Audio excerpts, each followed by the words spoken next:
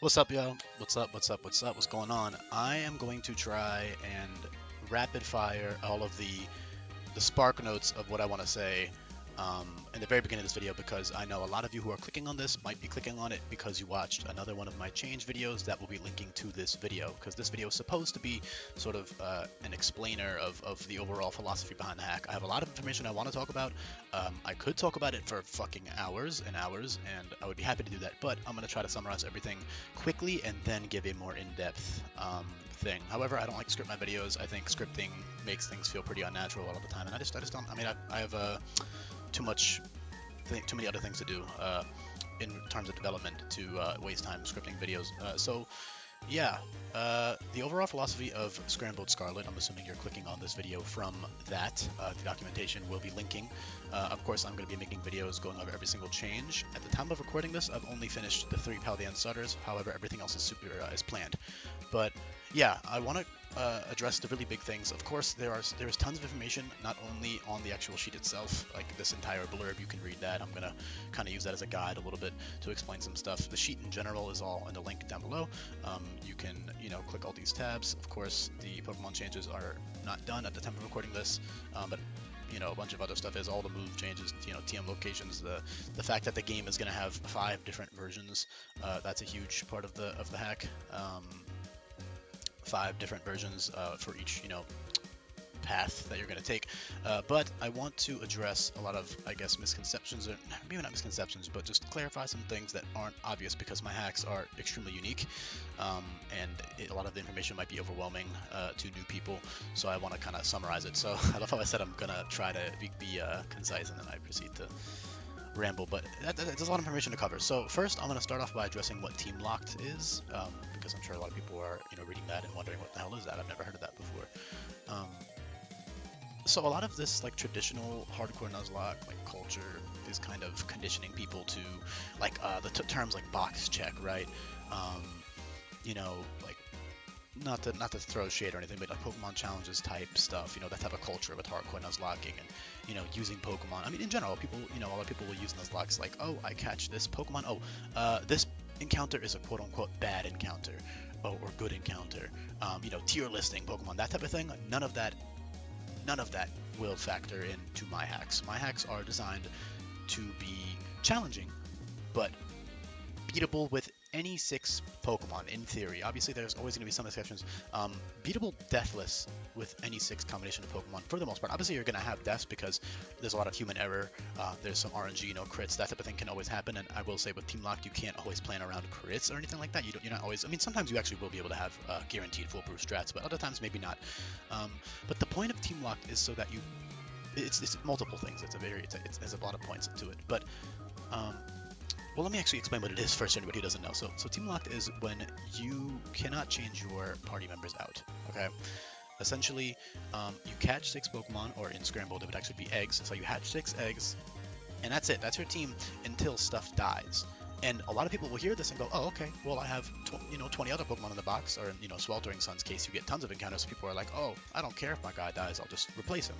That's not the point of Teamlocked. The point of Teamlocked is to use what you have to strategize. And in other games, that would be, ridiculous, because a lot of other games, for example, vanilla, although it is pretty doable in vanilla because they're easy, but a lot of other ROM hacks, I guess, they kind of go all, radical red or some shit like that, these mainstream hacks, that's not as doable because the Pokemon that you get are much more limited. So the way I would like to put it, I should have made a graph or something, to be honest.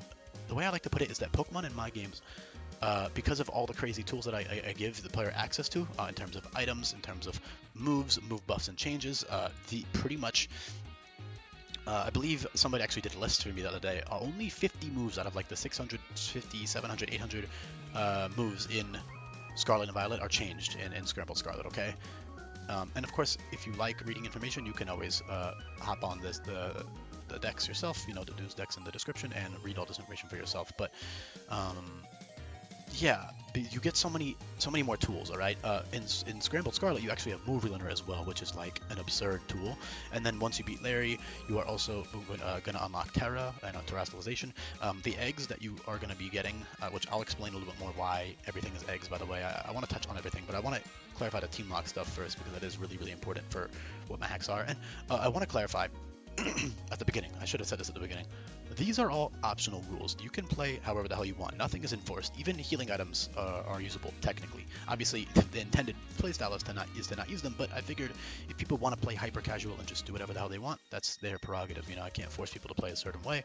This is just how it's designed, how it's balanced. So, for example, if you're like a super experienced, sweaty hardcore nuzlocker, you might find it to be relatively easy because you can just counter team everything. Because if you're already good at hardcore nuzlocks in like regular average one of the mill ROM hacks, this will be even easier because your Pokemon have even more tools. As long as you're not playing blind, at least it would be pretty easy to just plan everything out perfectly. But when you have access to only 6 Pokemon at a time, the point of Teamlocked is that you're supposed to bond with your team, right? So you get your 6 guys and you try your absolute damn hardest for them not to die. All right. Some people might hear that and think, okay, so say you have 6 deaths throughout the game, that's only 12 Pokemon you got to use out of like the 430 evolution lines in the game, right? That's the point of my hacks, is they're meant to be replayed over and over and over again. Scrambled Scarlet especially because of this path system I'm implementing, where I'm going to be making 5 different versions of the game, where all boss fights on this list have 5 different, as you can see it on screen. You can also look at this for yourself in the description. They all have 5 different versions of them.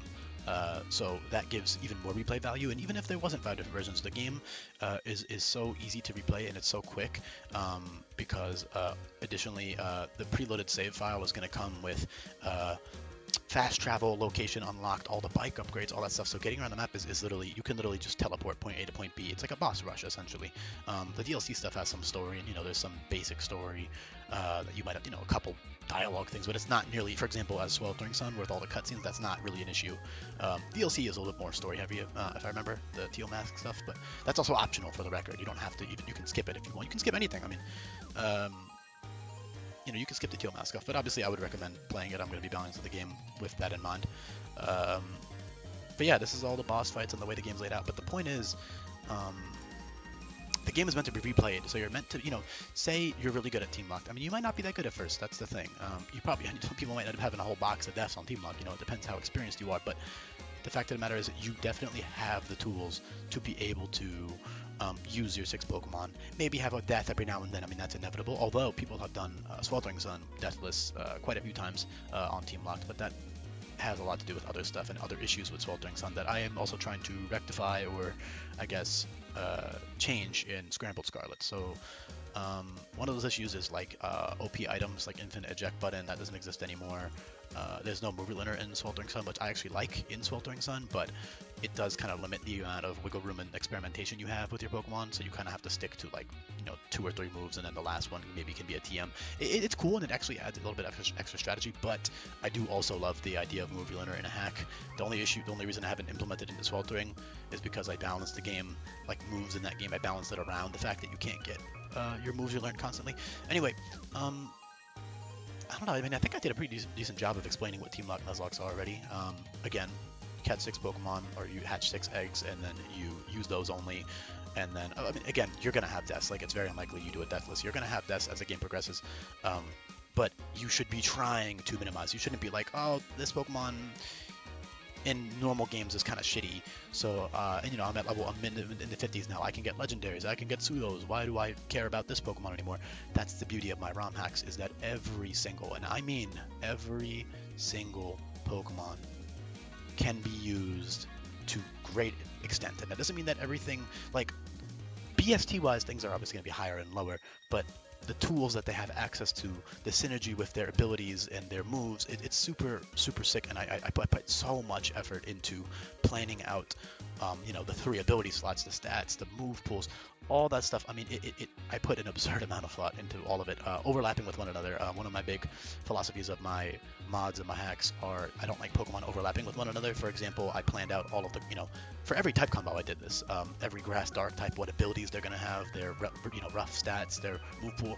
Obviously, some are gonna have a little bit more overlap than others. Like some of the pure electric types, there's nothing I can. I mean, there's a lot I can do, but they're gonna, especially with 3 ability slots, there's gonna be maybe one that overlaps between a couple of them. But overall, I did and am doing and try to do a very good job of making sure that they don't step on each other's toes, because the main distinguishing feature of these Pokemon is their, type combos in association with their abilities and the moves.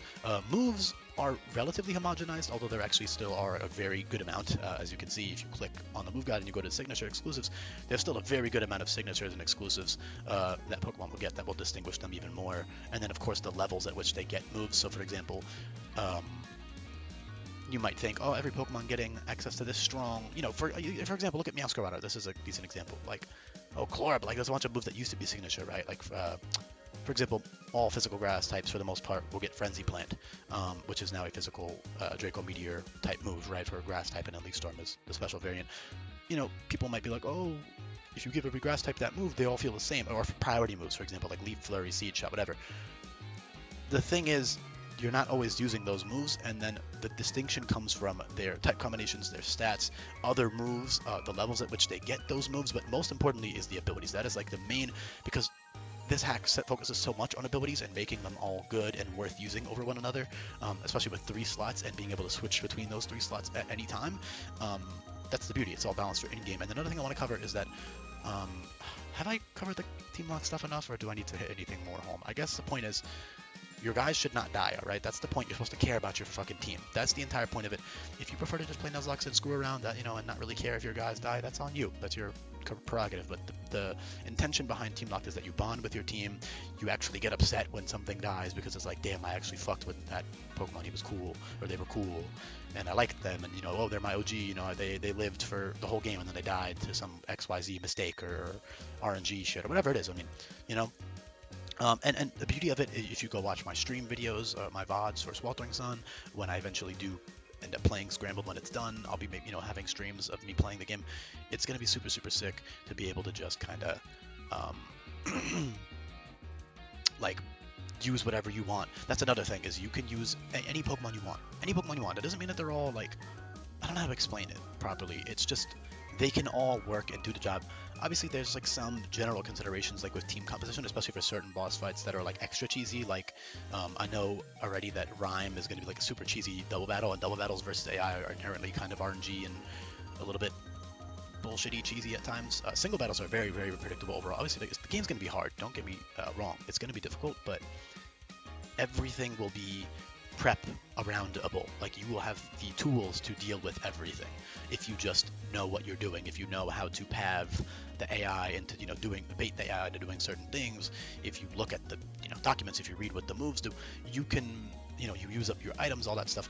You have plenty 3 ability slots, move relearner, you have 200 TMs, tons of level up moves, 3 ability slots, and tons of items to choose from.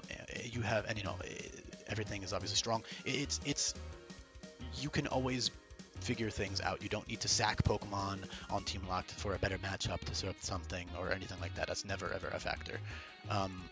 So yeah, the overall philosophy, 10 minutes in the video, 13 fucking minutes, and I'm explaining what the overall philosophy of my game is, but essentially it is to buff and change every single Pokemon so that they feel unique and that they are fun to use and worth using. And you can use them from the beginning to the end of the game, or at least the point that you can first obtain them. Of course, obviously you're not going to get like fucking, I don't know, Iron Boulder at the beginning of the game, but you get the point. Like, from the point you get that Pokemon, and I try to place things as early as possible as well, like in terms of the eggs. I should probably talk about why the eggs are. Let me open up my Discord, but as again, you can check. I'll probably reread this blurb at the top. I'll read it now. I'll read it now before I switch. So, again, it says, I don't want overlap between Pokemon. I put way too much effort and thought into making things fit. That's another thing I wanted to cover, is like, I really care about things fitting, buffs and changes fitting, making sense for the Pokemon. Obviously, at times for balancing reasons, I'll have to make some reaches, but shit like fucking electric type Floatzel and electric type Pidgeot, and just super dumb shit like that. I hate that type of stuff, I'm never gonna put that into my games. I actually really do put. I mean, I'm literally making YouTube videos for every single change, you know, just to explain everything and explain my thought process. Like, I really do think about everything for a long time, probably too much time, to make sure it makes sense with, you know, their Pokedex entries, their flavor, their design inspirations, what they're based on. Again, overlapping with other Pokemon, their ability choices. It's like a really sick. It's awesome. I love doing it, but it's like a big ass puzzle, right? And yeah, that's my philosophy when it comes to buffing Pokemon. And the overall power levels are much, much higher. And a lot of people who are competitively brained, or I like to say comp brained, will see these buffs and changes and be like, oh, God, it's overpowered. But it's because you're looking at things in a vacuum. Now, it's two issues. If you think that, there's two problems if you think that. Problem number one, you're thinking in a vacuum. You don't have any idea how I'm approaching trainer battles or how the game is balanced in the first place. Like, example for, you know, Teamlocked, nuzlockes. Obviously, if I intend the game to be difficult when you have 50 Pokemon to switch between at any point in your PC, then yeah, the game's piss easy. But that's not how the game is balanced around. You can still play that way. In fact, if you're not that good at the game, you'll probably find that to be a perfectly fine challenge, or maybe you just enjoy playing that way. But I encourage you to at least give Teamlocked a try. I think it'll be really, really fucking fun. There are tons of people who join my Discord server when Sweltering Sun first dropped, and at first we're like, I don't know how I feel about Teamlocked, you know, I don't like the idea. And then they played it and they fell in love with it, and now they love it. They love the game. There are a couple other people who maybe don't like it. It's not for them. That's totally fine. But I definitely encourage you to give it a try and go into it with an open mind and actually take advantage of all the tools that you have, and then, you know, form a bond with your team. And again, replay the game over and over again. That's another thing I wanted to hit home earlier, is the game is balanced this way because you're supposed to be replaying it a bunch, which is why there are 5 versions of the game. So at the very minimum, you can replay it 5 times, but that's like the minimum. I mean, this game, you could play it 20, 30 times if you really wanted to. Sweltering Sun, I ended up doing 20 playthroughs of the game total, I believe. No, maybe like 15. Yeah, 15. And I probably will do even more Scrambled because it's going to be even quicker because of the fast travel unlock, and just the fact that the game is a lot quicker as a whole than Gen 7, you know, than Ultra Sun, Ultra Moon. So, also, if I sound kind of gross, it's because I'm sick. I've been sick all week trying to put off this video, but I really want to record it now so I can record the other videos for the Pokemon changes. So, yeah, I think I pretty much covered everything in this blurb. Again, I've buffered it to make sure it makes sense. Everything is balanced for in-game use, right? Not versus a real player. When you're fighting a real human being, like, where they're constantly switching around and, you know, it's like 6v6 single battles, then, you know, all of these buffs would be absurd because things have first of all, the unpredictability. Everything has 3 great abilities and tons of move options and covered. It would be ridiculous, right? There's no metagame. No metagame can form in a competitive setting with when Pokemon are this versatile. But the thing is, this isn't competitive. It's not. It's a closed system. All right, you know what you're up against. You can prepare your EV spreads, your ability choices, your item choice, all that. You know, your move choice. You have complete freedom over all of that stuff at all times. Even if you only have 6 Pokemon, for example, in a real game, you have 20 Pokemon on your PC, but those Pokemon can only do like 1 or 2 things, and a lot of them are just kind of shit. All right, and that's honestly, I feel that way about other ROM hacks as well, like fucking Radical Red type shit. Your Pokemon, half of them still suck, all right? Because it's a vanilla plus game. Like, they make some changes to stuff, but overall, it's people like that. Some people like that. If you don't like extensive changes, you won't like my hacks, and that's totally fine. My games are for people who are open-minded to extensive changes, to learning a bunch of new shit, because it's not for one playthrough of the game, it's for several playthroughs. And then also, once you understand my philosophy, you can play my other games and make sense of it a lot easier because it's all the same approach. Of course, Sweltering Sun and Scrambled Scarlet are going to have hella differences, which I can actually get into in just a second when I open up Discord and go through the Discord server channel I have dedicated to explaining stuff about the hack as well. But I think I've covered pretty much everything. There are tons of new moves, tons of new abilities. You can look at all that on the sheet, you know, see what all of those are, what they all do. Moves in general, I'd really like to balance those in a specific way where you have tons of tools and options and cool things, and of course all still making sense with that Pokemon. You know, it might look overwhelming, but trust me, you'll get the hang of it as you look through it, and maybe you'll fall in love with it, so give it a look. I think I've covered pretty much everything on this sheet in terms of the text. So I'm going to open up Discord now, and I'm going to share the screen in 2 seconds. And I'm going to talk about this now. So I didn't explain the egg lock thing yet. I kind of explained it in the first video. Also, I'm at 20 minutes. I'm going to try to keep this below 30, so hopefully I don't go over 30 minutes. Yeah. Scrambled Scarlet, egg lock. Yeah, so this is an egg lock because, number one, there are no random encounters in Gen 9. Everything is overworld, right? So my games are, again, not only balanced around nuzlockes, but team-locked nuzlockes, right? So why the hell am I going to have, non-random encounters? That defeats the whole point of a nuzlocke. You're supposed to get cool shit and use the cool shit. And in other hacks, again, the whole concept of having a box check or, hoping for a specific encounter to beat a specific boss, that type of shit is not a factor. Again, I want to repeat that. That's not a factor in my hacks at all. You can beat any boss as long as you have the knowledge to cook, right? You know how the AI works. You know how to tailor your move sets and your item choice. Speaking of item choice, by the way, I didn't cover this yet, but I'll get to it in the explanation. But item clause is intended as well. But yeah, Egglock wise. Again, you can also read all of this for yourself in my Discord server. I would really recommend joining. If you listen this far into the video and you're not in my Discord server, join. Like right now, I'm not kidding. Like if you are not already in it and you are 20 minutes in, join the Discord server. You will like it. You will like being in there. I have, I post frequent updates, as you can see, about the game and development and stuff. And hopefully, by the time you're listening to this could be a year after uploading this. The game's already out. Who knows? But yeah, I'm not even going to explain the whole being able to play the game. I kind of explained that already in the initial release announcement video, so you can go check that out. And also, you can just read this if you're curious about actually playing, like how to play it. But yeah, the Egglock gimmick is because there are too many.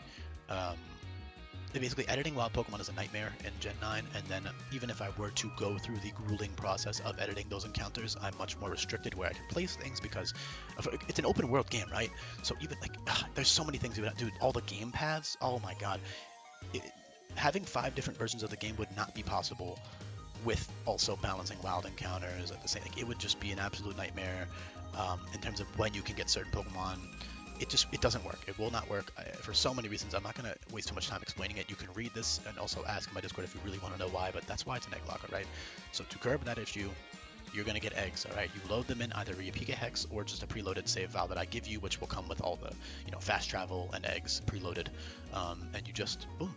Everything else is super quality of life. I mean, if you're listening 21 minutes in, you probably already know this, but, you've got the infinite ability capsules, the infinite TMs, which are now purchasable. I mean, let me go down the list. I'm pretty sure I have all this stuff written down, so I will just read as I go.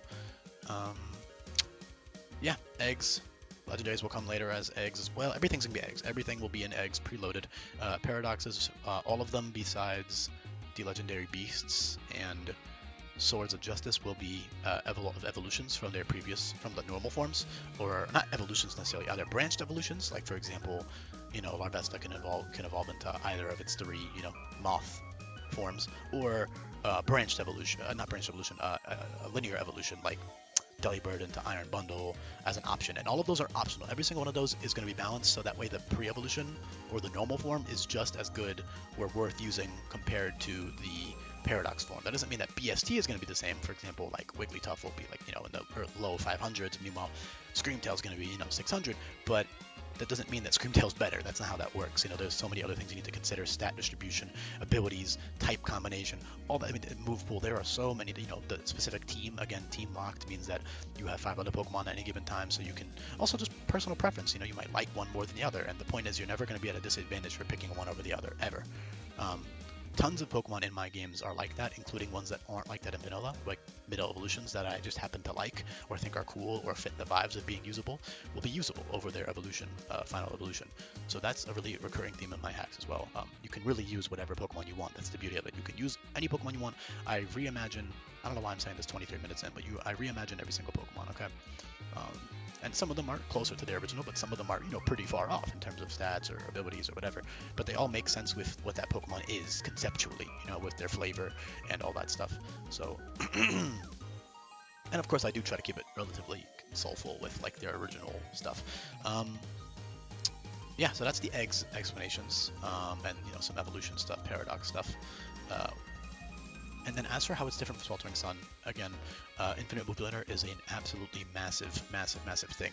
Not to mention, tons of moves are different than they were in Sweltering Sun because of the fact that you can change them whenever you want.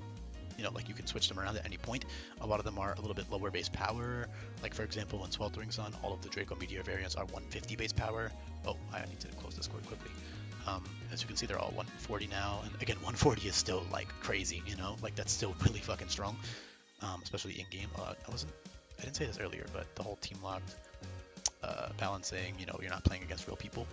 What I wanted to say is that because you're not playing a real human being who is switching around constantly, having tools like this, it's a predictable. It's like you're just countering what they have. It's not like a metagame where things can be too strong. Like that's not really a thing in game. It doesn't work that way. Everything will balance itself out as long as I'm consistent with how I'm approaching Pokemon buffs. As long as I'm consistent with that, which I definitely am. I am very, very strict about that actually. As long as I do that, everything will be perfectly balanced because I'm consistent. That's it. That's all there is to it. Because you're playing against AI. If you're playing against real people, it would be an absolute shit show. I mean, it might be fun, but it's like inherently uncompetitive because there's no predictability. There's no metagame that can form around something where everything has this many options and tools to work with. So back on topic of the Discord explanation. Also, again, I'm talking kind of weird. Like I said, I'm sick, but I'm trying to. All right, I'm at 25 minutes. I got 5 minutes left. So yeah, you can watch my move video if you're curious, or just look at the move sheet. I mean, I have it all organized into like super easy to read categories. You can click them, and it'll take you right there. Right there. It's so nice, man. Like you have no excuse to not just go look at it. It has so much, like it's all organized for you in order into so many different categories. You can search by effect, by function, by type. I have it all organized at the types as well and function. Like it's very, very, very thorough. So I promise you, your question is, what you're wondering is probably answered on the sheet somewhere. Yeah, I don't know. I mean, I guess I'll just quickly finish up explaining this stuff on the Discord. So, yeah, moves are much different than Sweltering Sun. Infinite Move Learner is an incredible tool that gives you so much more freedom. Terra, maybe I should just record a second video explaining like the intended difficulty, honestly, and try to make that like shorter. Yeah, I'll probably do that, but I'll also touch on it here. This could be like a general video. Like I said, item clause is intended because there are tons of great items, and I think just enforcing item clause when you have Infinite Move Learner is a really fun thing to do. It gives you full customizability on your Pokemon. One boss fight you can run a purely bulky set, next boss fight you can run a utility, next boss fight you run hyper offense, whatever it is. Like you can switch around your EVs, your abilities, your moves, your item, and your Pokemon functions completely differently because every Pokemon has so many move options and abilities and all that fun stuff. You can really make your guys do things you might not think they would be able to do. EVs as well are a great tool in that regard, and you can instantly customize those whenever you want. Nobody's listening 27 minutes in who doesn't know this information, so I'm probably preaching to the choir here, but yeah, I might just end it off here because I don't know like who else. I feel like anybody who's listening this far already knows all of this shit that I'm about to say, but you can join my Discord server and read this yourself. It's laid out relatively intuitively, and you can read all this shit if it interests you. Leave a comment down below if you got this far into the video. Shout out to you. Kisses for you. You're the GOAT. Appreciate you. And yeah, I'm gonna end it off here and then maybe record another one for stuff. So yeah, I'll be back for more. Appreciate you watching again. Leave a comment if you listen this far, and peace.